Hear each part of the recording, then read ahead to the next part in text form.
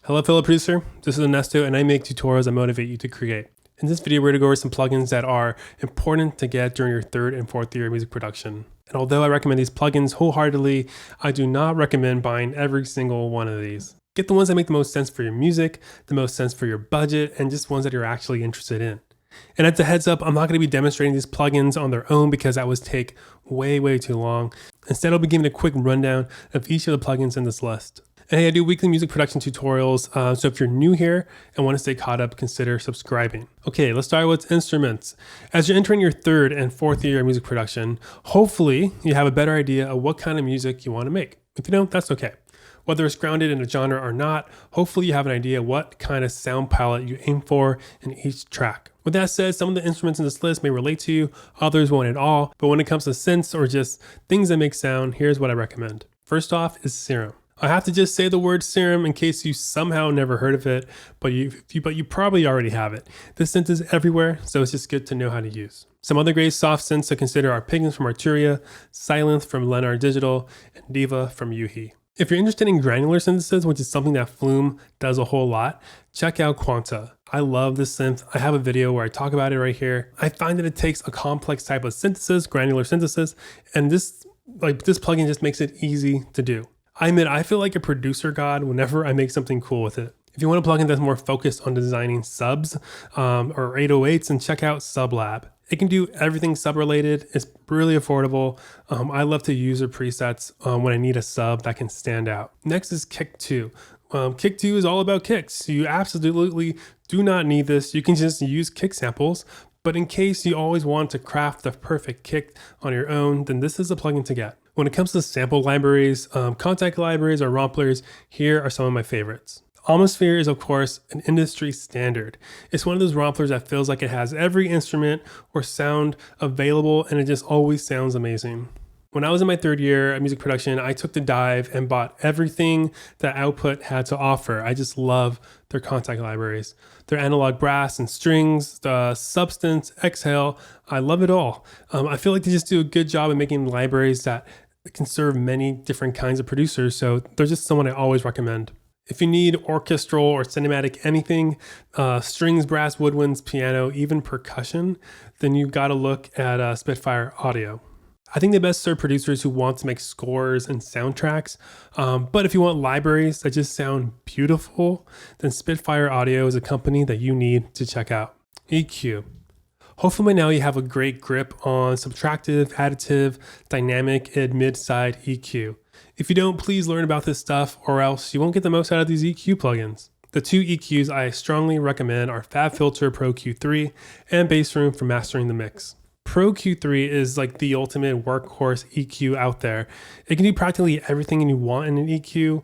I don't think I've ever heard a poor review or even criticism of Pro Q3 ever. Every review or video I've watched is just people saying how it's the best EQ in the world, and I'm kind of in that choir too. Bassroom is the newest plugin. This is an EQ that I love to use on my mastering bus. It's all geared towards sculpting your low end with some EQ matching. The reason why this plugin is so helpful is because mixing the low end is hard to do, especially if you have a poor acoustic environment like I do.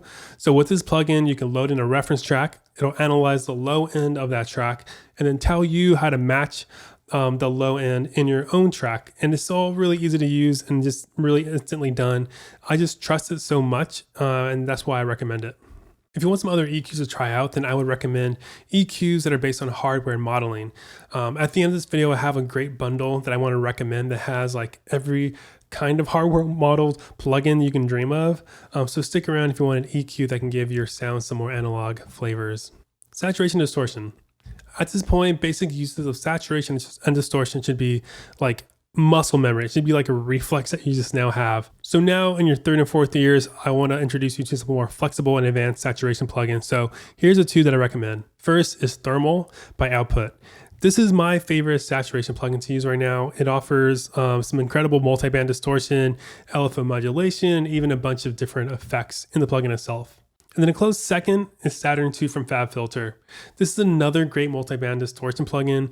It can do a lot of what Thermal can do. So if you can only choose one out of the two, you can't go wrong with either one.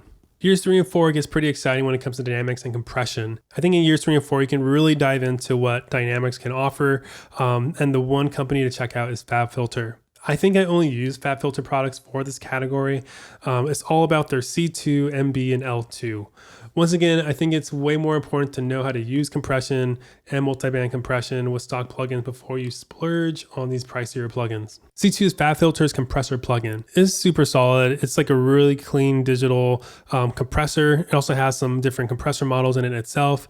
There's all these kind of things you can do with it when it comes to sidechain. It's visual, it's easy to use. It's pretty incredible. Next is Pro MB, which is FabFilter's multi-band compressor plugin, and it's fantastic. You probably won't be using this as often as C2, but it's a great tool to own if you want more control. A while ago, Skrillex did this Instagram live and was asked what plugins he can't live without. His answer were two plugins. It was FabFilter Pro Q3, which is the EQ we talked about, and FabFilter Pro L2. Just those two, and then stock plugins, but like those two are the two plugins that he can't live without. So L2 is pretty important. L2 is a limiter, and this is always used on your mastering bus, but sometimes you want to use this on an instrument bus or on an individual instrument. L2 just sounds so good when you slam it. Whenever I drive it pretty hard, it takes a lot for me to start hearing distortion. So if you spend money on one limiter, make sure it's L2. And before I talk about what effects plugins you should get, if you're a big fan of these plugins, let me know by liking this video. And I'm curious, could you tell me in the comments below what plugins do you think are perfect to get during your 3rd and 4th year music production? I know I missed some, so let other fellow producers know what I missed. All right, effects. Oh my gosh, it's so fun to talk about effect plugins. I have a long list, but keep in mind that effects can be very genre specific. So if one of these plugins doesn't fit into your kind of music, then it's totally fine to ignore it. These are just plugins that I found to be excellent at what they do, and I just seen other producers brag about it. First off is a granular-based effects plugin called Portal from Output. I love this plugin. I have a video about it where I talk about some of the best ways to use it. What Portal does best is just surprise you with some great musical ways to transform your sounds. If you feel like you're stuck while writing a song, wish you had like a cool flourish, or could temporarily transform something to make it more interesting, then Portal can be that get out of creative jail card. So I recommend this one a whole lot. All right, the next effects plugin is VocalSynth 2, which is pretty much a vocoder. VocalSynth 2 from iZotope is a plugin I recommend for all your vocoder needs. It's easy to use, has some great vocoder modeling, and some effects options to give you exactly what you're looking for. And I have a video here that you can check out if you want to learn more about it. And if you want a plugin that can give your sound a retro vintage lo-fi feel, then check out Cassette from Waves Factory. I've actually been using this plugin over RC20 because I think it sounds a little bit more authentic. And I feel like you can just dial in a unique tone and character just really quick with Cassette. Best of all, it's affordable. So here's another video all about Cassette if you're interested in that. If you're interested in a couple of reverbs, check out Pro R from FabFilter and Neoverb from iZotope. I feel like Pro R is such an expensive sounding reverb. It's beautiful. There's just tons of presets that can help you find the perfect space for your sound. And Neoverb from iZotope, I think it's best at eliminating like masking and muddy issues you can get from using reverb. Neoverb has some AI analysis that can add some EQ correction to your wet signal, so it just sounds clean and pristine. So I like to use Neoverb on vocals and percussion. Okay, Shaperbox is a plugin that I think everyone can benefit from. I feel like I just keep seeing videos of people using it in unique ways that are super creative. It can be used for mixing purposes, but it can also be used for creative purposes. I wish I can take a course just on Shaperbox itself because it can do so much. What it is that it's pretty much an LFO modulation plugin that can apply different shapes to volume, a filter, bit crushing, saturation, and even time. So I need to dive into this one more myself and just make a video showing you off some good tips and tricks because it's such a good plugin. The next plugin I want to talk about is just one that I think I've been having the most fun with recently. It's Bias Effects. Bias Effects is pretty much a guitar amp and effects plugin. I love the workflow. I love their UI a whole lot. And although I don't play guitar, I've been running guitar libraries and even other instruments through this plugin and just having so much fun with it. So if you ever wonder what a super saw sounds like through a guitar amp and some guitar pedals, this plugin is for you. All right, and to finish it off, bundles, subscriptions, and suites. I have a lot to say about this, so I will try to keep this short. For subscriptions, I recommend still Splice and Arcade. I think Splice is essential for practically all producers, while Arcade, I highly recommend it, but it's pretty optional. Now, I want to talk about one of the best bundles / subscriptions ever, which is Slate Digital's Everything Bundle. Slate Digital, they make a lot of great plugins based off of expensive and legendary hardware, and their hardware modeling and their plugins is so spot on. The best thing they offer is their Everything Bundle subscription, which gives you access to practically all their products and even a bunch of plugins from other partners. I will say that I tried Slate for an entire year, but I chose not to renew my subscription. And the biggest reason was just simply cost. Right now, I can only afford to pay for Splice and Arcade each month, and I feel like I need them more than I need Slate. So if you're in your 3rd or 4th year, you're going to want to start looking at what iZotope offers. They have a mastering suite called Ozone, a mixing suite called Neutron, and a plugin dedicated to correcting and shaping vocals called Nectar.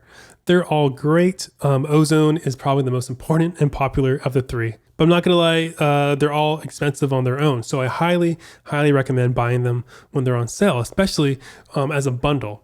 In this video, I talked a whole lot about FabFilter plugins. And if you checked out FabFilter, you'll know how expensive their plugins are. So grab these on sale if budget is an issue. They also have some really good bundles that have some great discounts attached to it. FabFilter, they have some instrument plugins that they make, but I would argue that's not where they really excel at.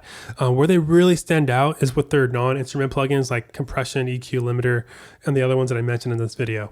And the last bundle I want to mention is Output. They have a pretty good bundle on their site. Even better, they have sales on top of their bundle price every so often throughout the year. So check it out so you can get all their effects and instruments that I'm just crazy about. All right, those are the plugins I recommend getting through your 3rd and 4th year of music production. It's a lot. Remember, you don't have to get all these plugins. You don't have to buy all these. Just get the ones that make the most sense for your music, your budget, and the ones that you're just actually interested in. If you still want to learn more about plugins, just click one of the videos here. And don't forget to subscribe so we can hang out again and talk more about music production. I hope I can see you again later.